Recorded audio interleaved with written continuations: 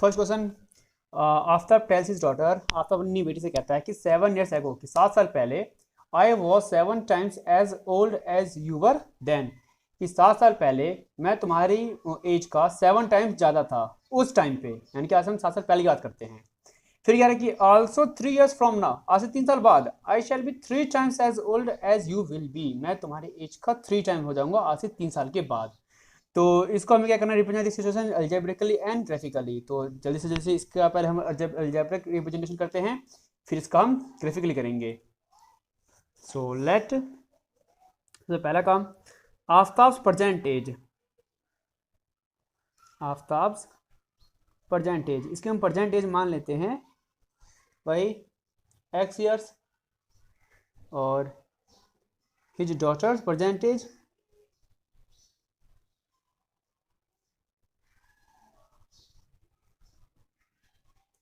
Equals to y years। अब ये हमने इसकी एज मान ली x और y। Now according to question 7 years ago, भाई 7 से एगो तो 7 साल पहले क्या होगा, 7 साल पहले आफ्ताब की एज हो जाएगी x-7, और इसकी डॉटर की एज भी y-7, ये हो गई।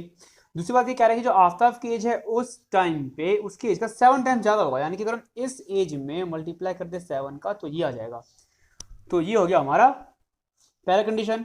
अब इसको सॉल्व करते हैं, x-7 और 7y माइनस का 49, इसको धर ले आते हैं, तो x-7y -7 प्लस 49 इक्वल्स टू 0, तो ये हो जाएगा x-7y प्लस 42 इक्वल्स टू 0, पहला इक्वेशन। तो ये हमारा पहला अलजेब्रिक इक्वेशन बन गया। अब सेकेंड देखते हैं, कह रहा है कि 3 years फ्रॉम नाउ, तो सॉरी 3 years फ्रॉम नाउ, कि आज से 3 साल के बाद क्या होगा, तो अगेन आफ्टर 3 years, 3 साल के बाद क्या हो जाएगा, इसकी एज x+3, डॉटर की एज y+3, लेकिन अब ये कह रहा है कि अब ये इसकी एज का 3 टाइम्स होगा। तो अब देखो स्टूडेंट्स, ये जो आपका 3y प्लस का 9 उठा के इधर ले आते हैं, तो x - 3y plus 3 - 9 equals to 0, और ये आपका हो जाएगा x - 3y - 6 equals to 0, second equation. तो इस तरह से हमारे 2 इक्वेशन बन चुके हैं। तो ये हमने इसको अलजेब्रिक रिप्रेजेंट कर दिया है। अब बारी है ग्राफिकल की। तो ग्राफ मैं इसको मैं भी पेज भी ड्रॉ कर रहा हूँ, क्योंकि एग्जाम में भी आपको पेज ही मिलने वाला है। स्टूडेंट्स, इसके ग्राफिकल रिप्रेजेंट करने से पहले हम इसके पहले कोऑर्डिनेट निकाल लेते हैं। अब जैसे हमारे पहले हमारा इक्वेशन है x - 7y प्लस 42, तो इसके लिए कोऑर्डिनेट क्या हो जाएगा हमारा, अभी मैं ये बॉक्स बना लेता हूँ, x और y। अगर मैं यहाँ पे x0 रखता हूँ, तो आपको मालूम है कि 7y इधर जाएगा, और 7 से ये कर जाएगा 6 टाइम, ये आ जाएगा 6। उसी तरीके से अब अगर मैं x की जगह कोई और वैल्यू जैसे 1 या 2 रखूँगा, और फिर तो ये पॉसिबल नहीं है, इसका काम करते हैं, इसको हम 7 के टर्म में रखते हैं ताकि हमारा आंसर ईजिली आ सके। सपोज अगर मैं यहाँ पे x की जगह 7 रखता हूँ, तो ये मेरा क्या आ जाएगा, ये 7 है तो 7 प्लस 49, 49 से ये 7 कर जाएगा 7 टाइम्स, तो y मेरा आएगा 7। ओके स्टूडेंट्स, तो ये मेरे इसके कोऑर्डिनेट्स आ गए 0,6 और 7,7। देन सेकेंड इक्वेशन है x - 3y - 6 इक्वल्स टू 0, तो इसके भी हम सीधे से ड्रॉ कर लेते हैं ग्राफ x और y। x अगर हम 0 रखेंगे तो y हमारा आएगा -2, और अगर मैंने y 0 रखा तो x आ जाएगा मेरा 6। ओके, तो ये हमारे पास पॉइंट्स कोऑर्डिनेट्स आ गए हैं। अब इनके बेस पे जो है मैं नेक्स्ट पेज पे यहाँ पे ये ग्राफ बनाने वाला हूँ।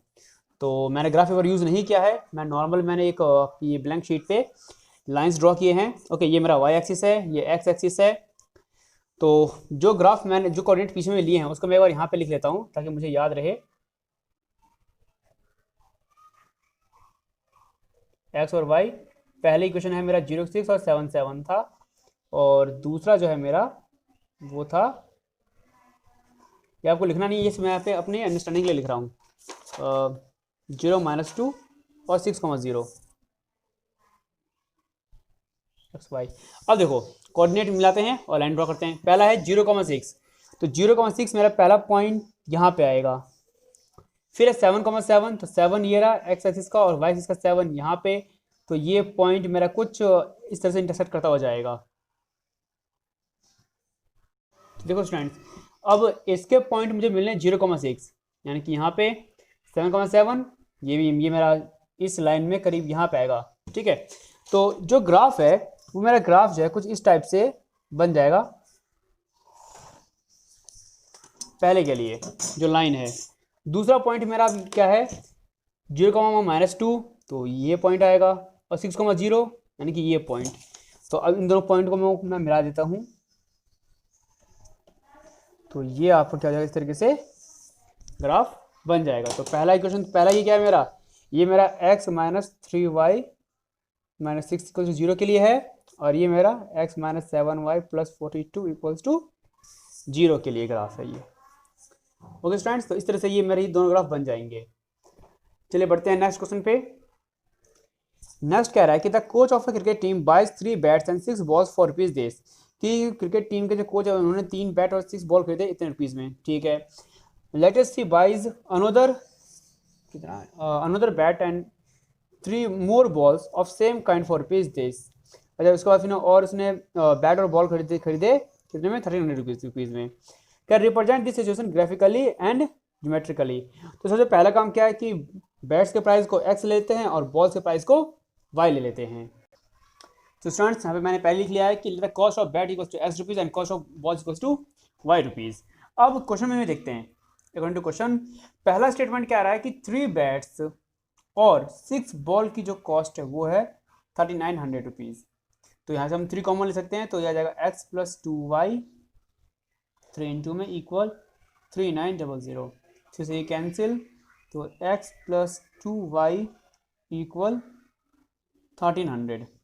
ओके स्टूडेंट्स, नेक्स्ट, ये तो हमारा पहले क्वेश्चन हो गया। नेक्स्ट कह रहा है कि फिर इसने एक बैट और 3 बॉल लिए, यानी कि x + 3y जिनकी कॉस्ट है अगेन 1300 ही है, गिवन है।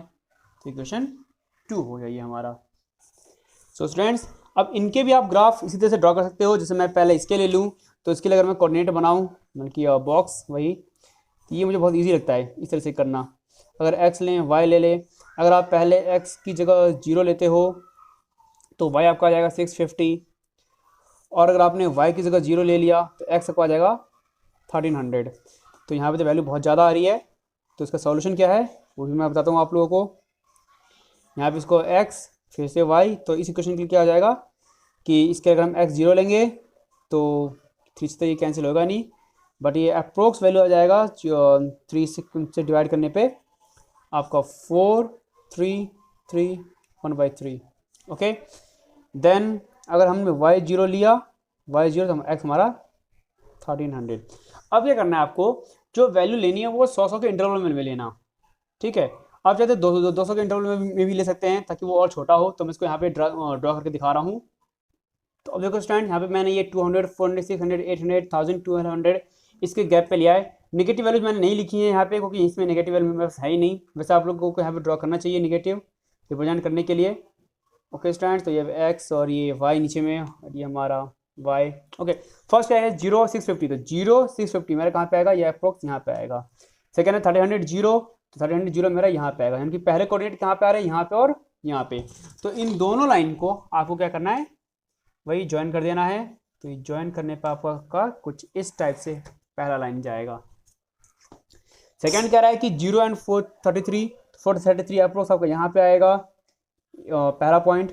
फिर दूसरा पॉइंट भी फिर ये सेम पॉइंट है दूसरा, तो ये हो जाएगा हमारा कुछ इस टाइप से। तो ये मेरे ग्राफ बन गए हैं इस तरीके से। चलिए स्टूडेंट्स, अब बढ़ते हैं थर्ड क्वेश्चन पे। थर्ड क्वेश्चन कह रहा था cost of 2 kg of apples and 1 kg of grapes on a day was found to be 160, कि किसी एक दिन में 2 किलो सेब और 1 किलो ग्रेप्स की जो कॉस्ट है वो 160 रुपीज़ है। After a month the cost of 4 kg apples and 2 kg of grapes is ₹300। Represent the situation algebraically and geometrically. तो चलो फिर से वही क्या करना है, एप्पल्स को x और ग्रेप्स को y लेना है। तो इस बार स्टूडेंट्स मैं थोड़ा शॉर्ट में कर रहा हूँ, ओके, ताकि टाइम ज़्यादा वेस्ट ना हो। अब जैसे थर्ड क्वेश्चन है, तो अगर हम ग्रेप्स जो एप्पल्स हैं, एप्पल की कॉस्ट को हम एक्स ले लें और ग्रेप्स के कॉस्ट को हम वाई रुपीज़ ले लें, तो क्या हो जाएगा, पहला क्वेश्चन जो बनेगा कह रहा है कि 2 kg एप्पल्स यानी कि 2x और 1 kg ग्रेप्स यानी कि 1y इक्वल्स टू 160 रुपीज़। पहला क्वेश्चन हमारा ये बन गया। सेकेंड हमारा बन जाएगा अब 4x plus 2y equals to 300। हम यहाँ से 2 कॉमन ले सकते हैं, तो ये हो जाएगा 2x plus Y equals to 300। 2 से ये कैंसिल हो जाएगा यानी कि 2x plus Y equals to 150। ये हो गया हमारा सेकेंड इक्वेशन। ओके स्टूडेंट्स, तो इस तरह से हमारी ये 2 इक्वेशन बन चुके हैं। अब इन दोनों के लिए वही जो ग्राफ वाला काम है वो कर लेते हैं।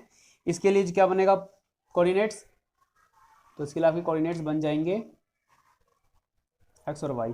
अगर यहाँ पे हम x 0 लेते हैं तो y 160, y 0 लेते हैं तो x हमारा 80 हो जाएगा। सेकेंड के लिए x और y क्या होगा, अगर हम x 0 लेते हैं तो y 150, y 0 लेते हैं तो x 75। ओके स्टूडेंट्स, तो इस तरीके से ये हमारे पॉइंट्स बन जाते हैं। अब फिर वही ग्राफ वाला काम, तो मैं जल्दी से ड्रॉ करता हूँ इसको। अब देखो स्टूडेंट, पहला कह रहा है कि कोऑर्डिनेट हमारा 0 और 160, तो ये मेरा पॉइंट यहाँ पे आएगा। दूसरा कह रहा है 80,0, तो वो मेरा यहाँ पे आएगा।